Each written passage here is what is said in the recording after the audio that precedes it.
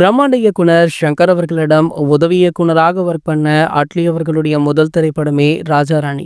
இந்த படம் பாத்தீங்கன்னா யாரும் எதிர்பார்க்காத விதமாக ஒரு மிகப்பெரிய ஹிட் அடித்தது. என்னதான் இந்த படத்தை அட்லி அவர்கள் காப்பி எடுத்திருக்கார் அப்படின்ற விமர்சனங்கள் தொடர்ந்து வந்து கொண்டிருந்தாலுமே அட்லி அவர்கள் உச்சம் தொட்டு போய்கொண்டே இருக்காரு. தமிழ்ல பாத்தீங்கன்னா அடுத்தடுத்து பெரிய ஹீரோக்களுடன் தொடர்ந்து படம் பண்ணாரு. குறிப்பாக தளபதி விஜய் அவர்களுடன் இவர் பண்ண 3 படம் தான் அவர் இந்த அளவிற்கு உயர்ந்த காரணம் அப்படின்னு பல மேடைகள்ல கூட அட்லி அவர்கள் சொல்லியிருந்தார்.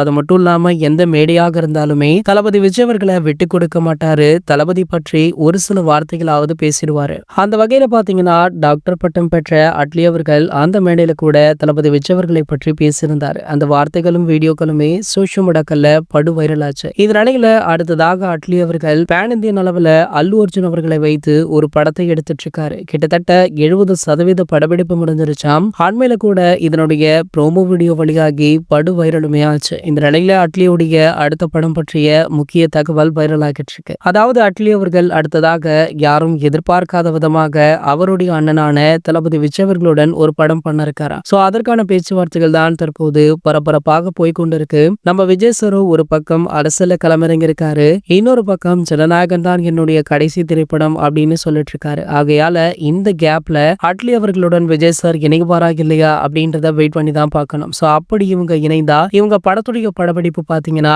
அடுத்த ஆண்டு துவக்கத்துல இருக்கும் அப்படின்னு சொல்லப்படுது. இது போன்ற சினிமா செய்திகளை பத்தி நீங்க உடனே தெரிஞ்சுக்க நம்மளுடைய சேனலை மறக்காம சப்ஸ்கிரைப் பண்ணிக்கோங்க.